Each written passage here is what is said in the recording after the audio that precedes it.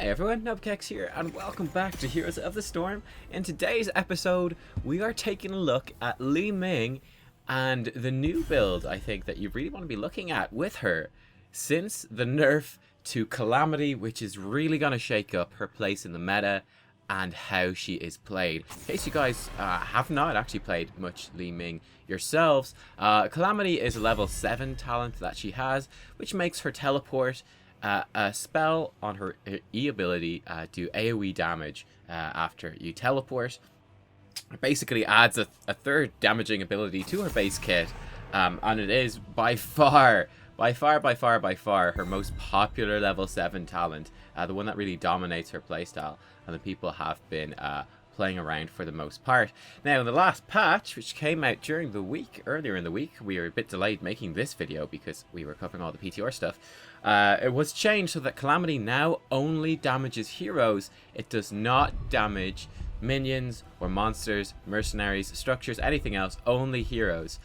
Which is a huge deal because it drastically reduces Li Ming's wave clear. Yeah, it's just going to drastically reduce her siege damage as well. It's one of the things I was thinking about Li Ming before. I mentioned this in the patch note review that we did, was that I'd be very confident in a draft like this. Imagine no bans went through, no one banned anything. I would be completely happy with picking Li Ming and then going off to make a cup of tea, coming back into the game. The enemy team free to pick whatever 5 heroes they want. My teammates free to pick whatever 4 heroes they want. I'm presuming that the draft is at least, you know, just vaguely, even just vaguely standard. I would walk back in and look at the game and go, alright, I'm completely fine with what you guys have drafted. I am going to perform very well. Doesn't matter what the enemy team picked. Doesn't matter what my team picked. I know I'm going to be a successful hero, that this hero is going to fit. It's a bit of a problem in terms of design. It's better for most heroes to have at least some sort of weakness, to have some sort of drawback. And Li Ming really didn't have that. And with this Calamity change, she kind of does. Because Calamity filled in one of her main weaknesses, which was a lack of wave clear, a lack of siege damage, or difficulty in doing it. And by nerfing this, it's basically going to add that bit of a weakness to her playstyle, which is one of the reasons as well that we're actually looking at the draft for this particular game, is that it is worth considering now where you want to pick her in the draft. She's by no means, you know, a first pick and you'll be grand type hero anymore.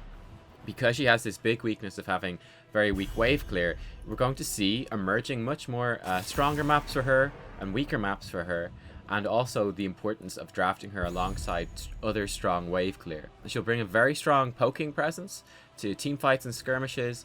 She'll have a lot of hero damage and kill potential in team fights and skirmishes, but in terms of like laning and map control, she's not going to be as strong, particularly on maps where wave clear is especially important. You can see in this game, for instance, my teammates picked up, well, Gul'dan was our first pick, so that's actually a very nice hero to combo with Li Ming, I think. Gul'dan brings a lot of sustained damage to kind of be a counterpart to Li Ming's somewhat burst type damage, and Gul'dan also brings a phenomenal amount of wave clear. We also get Rexxar, which is nice. We've got Arthas, so we got plenty of wave clear on our team. I know Arthas, Gul'dan, and Rexxar. I think he does spec into wave clear in this game, but they will all have very strong wave clear. Myself and Tyrande obviously don't, but that's just fine. Especially on Blackheart's Bay, we'll actually be okay because our teammates will be.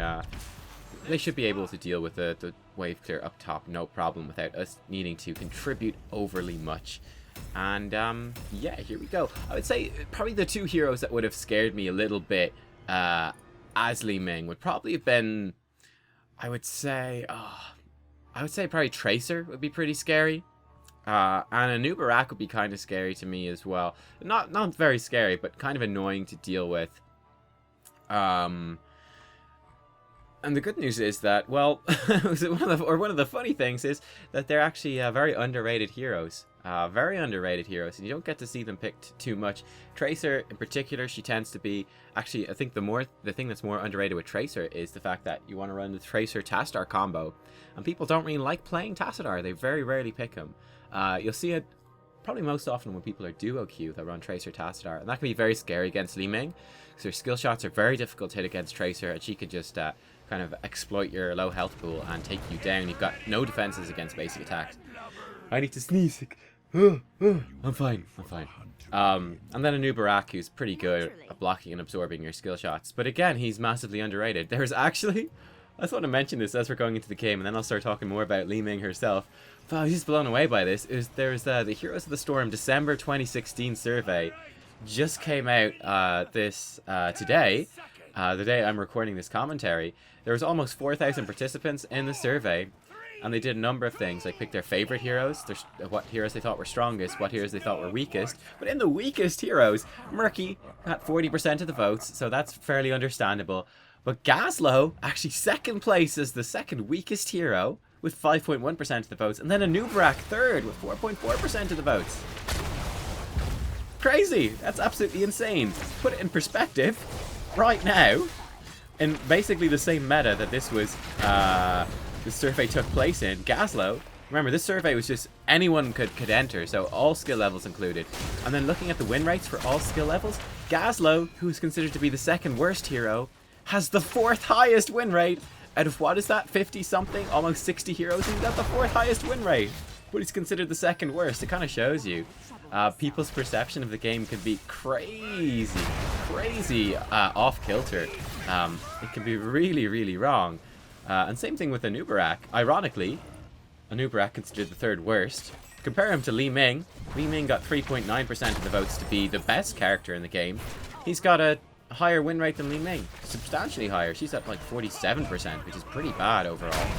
And he's at 49%, which is bang middle of the pack for the overall statistics. So I thought that was really funny. It's always really interesting seeing people's perception of the game when it comes to those surveys. But I thought in this case, definitely Li Ming has been historically a very overrated character. I was a bit scared actually of this Oriole. I thought this Oriole was pretty good and being pretty aggressive. I was happy to land a big 3 magic missile hit on her at the very end of that. She was playing pretty aggressive, knew that she could bully me. I was definitely a bit scared of that. Unfortunately, we don't quite catch the false start. In fact, we get punished then by the variant. Nice moves by him. Myself and Tyrande both expecting the person to actually juke in the same direction, and we therefore miss our stuff, which kind of sucks. But oh well. But yeah, let's talk about Li Ming and what's going on here. I do think that she has been overrated for the longest time. When I came back to the game, I'd taken a break for a good while. I came back at the very end, I think, of Li Ming's release patch, like literally just before S of Johan was removed, if you guys remember that. So she was definitely OP at the time, and she was very strong for a long time, but consistently overestimated as a very strong hero. That's one of the things as well that dominated, I would say, my preseason experience, where we had to go, and basically there was no seeding for ranked at the time, so if you went to play ranked, you started like at the bottom of the league. So effectively you started off at bronze, regardless of how good you were, quick match or unranked draft or anything. You started everyone off at bronze, and then you climbed up from there. So we climbed from that to like rank 1, which was the equivalent at the time. But I remember one of the dominant things for me climbing up the lower ranks especially was being called, because we were team captain nearly every game, was being called a big noob in nearly every game for not banning Li Ming. Because we banned better things and then won pretty much every single game. Because we didn't waste a ban on Li Ming, and got insulted for it in most games, which was really interesting actually, really interesting.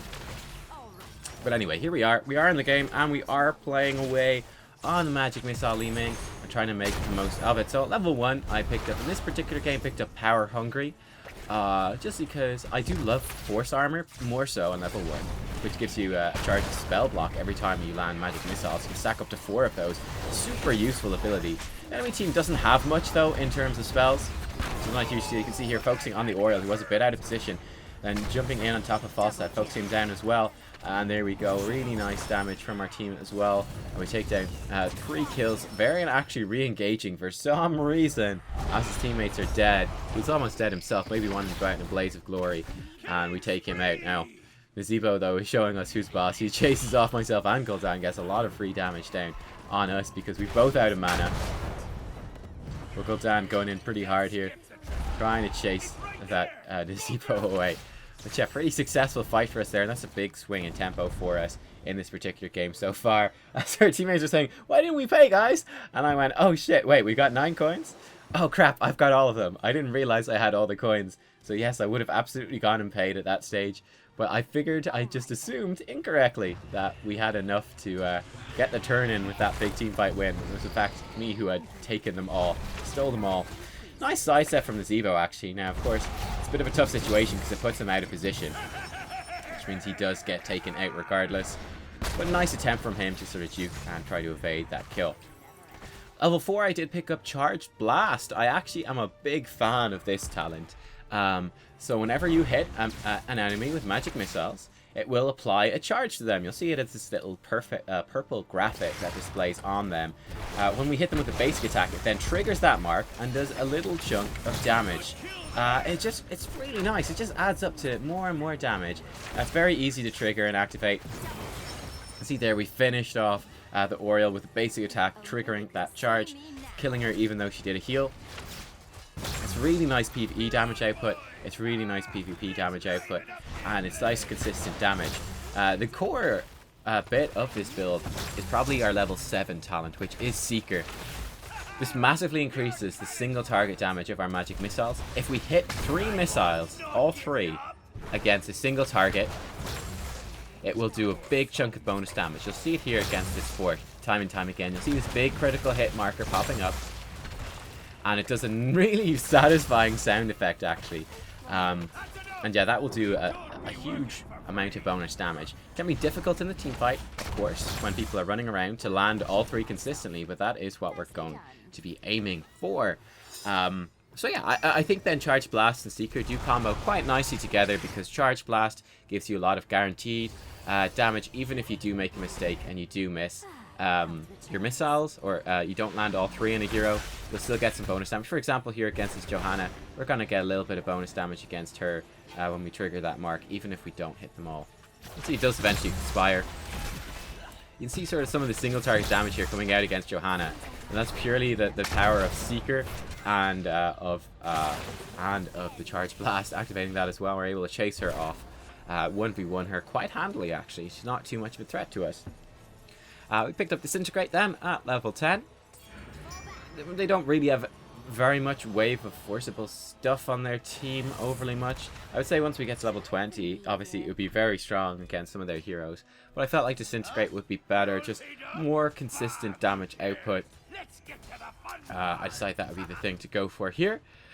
And yeah, then we'll talk about the rest of the talents as we pick them up. You can see I'm admiring. I picked up the Master Skin actually for recording this video. We're rocking a lovely pink tint with our lovely pink Wonder Billy. I really like it. I think it's fantastic. It's really great. But I had a ton of fun, I have to say. I had an absolute blast playing this Li Ming build. It was a real throwback for me, a real blast from the past. I'd basically completely fallen into the sort of the standard Li Ming meta at the moment, which is playing a sort of a Calamity type build, you know, builds based around Calamity, because they were just overall the best. Like I said, it compensated for her weak wave clear. It was nice team fight damage. It was just great at everything. It just fit so well with her kit. It was amazing. So I'd really fallen into that whole, you know, kind of teleport type build, teleport build type mentality. Obviously not picking up Seeker then, which yeah, I think those level 7 talents, you know, Seeker versus Calamity, probably and then even Zay's Vengeance, which is the Arcane Orb talent, are probably the biggest changes to your playstyle. You can see very inaccurate here against this Johanna. It shows you, if you are inaccurate with this Li Ming build especially, you're going to have very, very low damage. Your damage really comes from landing your abilities and aiming them well, which I think is a big deal. I actually think people really underestimate how difficult Li Ming is. I think part of that as well has to do with Calamity, which could be a little bit of a crutch. But definitely, like, people consistently underestimate how difficult Li Ming is to play. I think that's a big part of the reason as well why, you know, she is consistently played at pro level at the moment, or let's say with as of last patch, right, when Calamity was still a thing. She was very consistently. She's one of the most contested picks at pro play. Yet, even at master level play in Hero League, her win rate is low. Overall in the game, she's got one of the lowest win rates, all things considered, combining all the heroes. She's in like, I think she's bottom 1, 2, 3, 4, 5, 6, 7, 8, 9. She's the 14th worst hero in the game. She's very low down, really, in terms of win rates overall. And I think difficulty does have a large part to play in it. People underestimate just how important it is to hit your skill shots and how difficult it can be to hit them consistently during a team fight. And something I noticed in this game as well is that I was rather rusty. You can see I was positioning beside a wall, expecting the variant to jump on me, and that we'd be able to exploit that. Probably could have cancelled our disintegrate there and thrown out some magic missiles before the gust hit, but that's understandable. But yeah, I definitely noticed in this game that I was not used to playing basically this other style of Li Ming.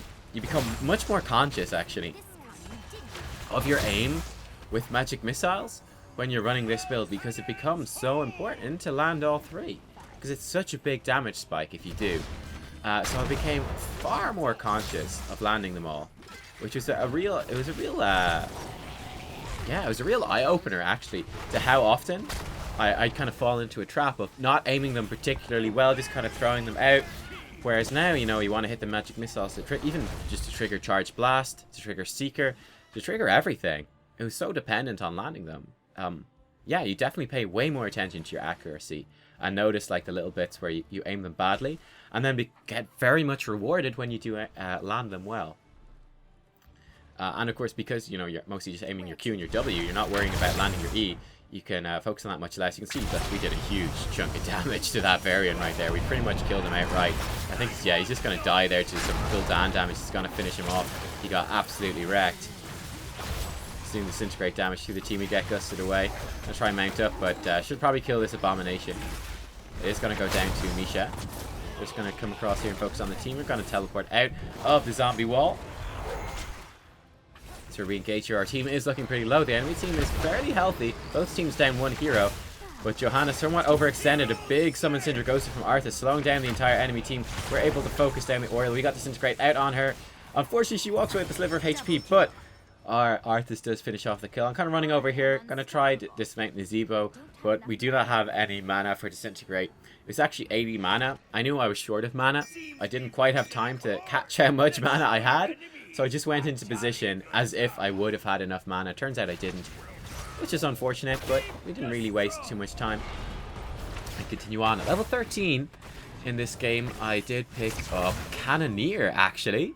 So whenever we use an ability, it will empower our next basic attack. And it stacks up to 3 times. So you'll see that stacking up in the bottom left-hand corner of the screen. You can see, yeah, our Tyrande has done far more healing than their Oriole. They don't have a good damage source for the Oriole. I think it's a big mistake for them to pick it up. I think they wanted to deny it from Gul'dan, like they didn't want us to have a Gul'dan Oriole comp.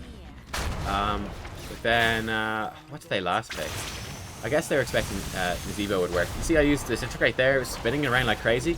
I wanted to dismount people, remove Falstad's trait, and get Grant Vision. That's basically what I wanted to do right there. So that's definitely something you can use that ability for. He does quite a chunk of damage, but then he has to run away. We finish him off with a Q, and he is dead. Finish off Oriole as well. That's a triple kill for us. And no problem. We are on the chase for a final kill, or maybe even 2 kills. As we're hunting down Johanna and Falstad. Big summon Syndra Ghost to catches both of them. We finish off the Johanna. And then trying to blink over the little gap here, but we do not have Illusionist at 13. So it doesn't work. We just blink into the wall and look like a bit of an idiot. Oh well, what a mistake. Anyway, we've got Gul'dan is calling the GG right here. It's looking pretty good for us right now. We're just pushing on. I picked up Mirror Ball at 16, by the way. By accident, I intended to pick up Fireflies for this video. But I picked up Mirror Ball. I think they're both excellent. They're both excellent talents. I'd honestly say, you know what? Just pick whichever one is your preference. Mirror Ball would be more burst with resets, whereas Fireflies would be more to a consistent damage. So it's really up to you. It's really up to you. So what? Fireflies makes your magic missiles travel significantly faster. And it gives them a lower cooldown and lower mana cost. Mirror Ball, in comparison, shoots 2 extra magic missiles, but increases the mana cost. So interestingly, Fireflies has a higher win rate, actually, overall. So that's quite interesting. And it should combo a little bit better with Cannoneer at level 13 as well, giving you more Cannoneer stacks. So I think there's a lot to be said for Fireflies. And that was the only thing that really disappointed me about this video, is the fact that I could not... I forgot, I just, by reflex, pure reflex, picked up Mirror Ball instantly. And forgot to bring that to you. Yeah, we actually grabbed MVP, which is great. Our teammates dying at the end, helping us secure that commendation. Thank you very much. Tron saying most valuable team. I'll go to vote for Nazeebo. Bit of fun. Nazeebo actually was, I would say, their best player. He actually played pretty well. But there you go. That was a little bit of a look into Li Ming and this new Q build. It's a lot of fun. And like I said, it was a real blast from the past for me, because when I started playing Li Ming, that was the build I was most attracted to at the time. I loved the Q build. I had a lot of success with it. Then I started getting more into the teleport build as well. But I remember, like, that was ages ago, like over a year ago, probably at the time, at this stage, I made like a Li Ming guide. I think in that guide I was like raving about the Q build. And at the time it was, I think, probably the best one.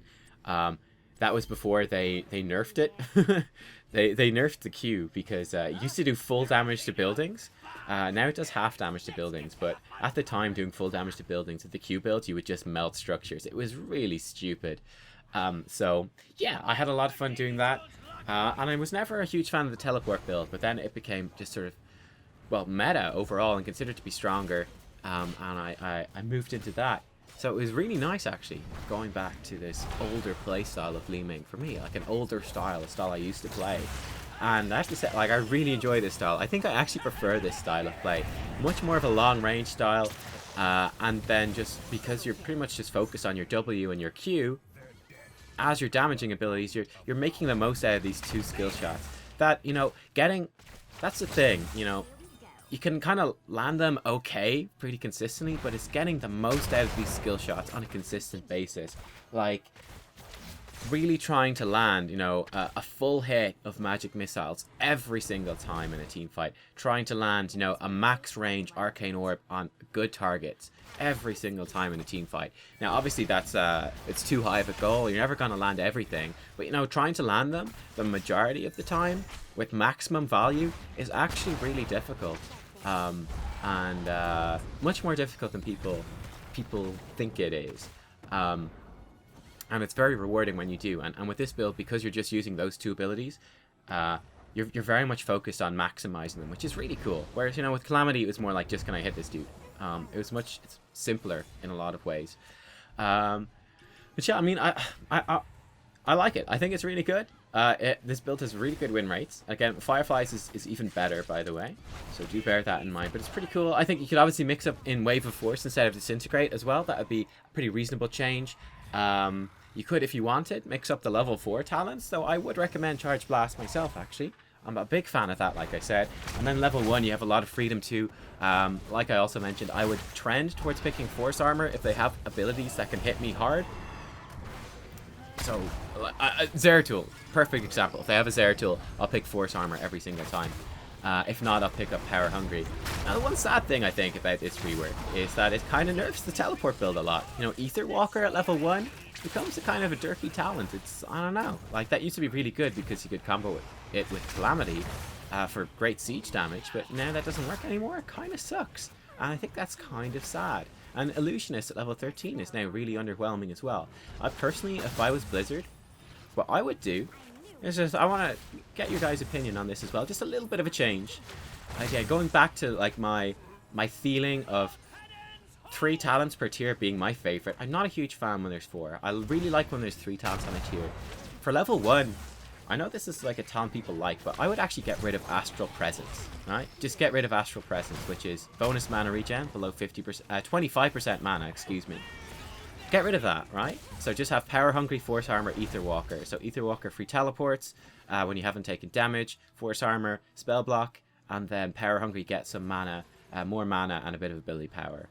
And then what I would do to make Ether Walker more appealing, because I think it will really fall off as a viable talent pick with Calamity being nerfed, and to make Calamity a bit more appealing, and Illusionist, what I would do, I just remove Illusionist as a talent, because I think like the reset that you get from taking damage happens so infrequently, it's like basically not a thing. It's mostly for the extra range. So I would just bake Illusionist into her base kit right now. And then consider, you know, okay, maybe make it a little bit weaker, you know, like kind of like they did with Artanis, you know, bake in the charge, make it a bit weaker, like maybe have it 66% of the bonus distance, just bake that in as baseline for Li Ming. That could be kind of interesting, which would make Ether Walker more appealing and make the current version of Calamity more appealing, and then move Diamond Skin to 13.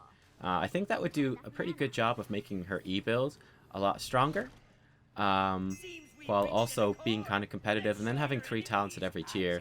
I just feel like the Illusionist talent is a bit wonky now. I think Ether Walker a bit wonky, because I think they were very reliant on Calamity to make them work.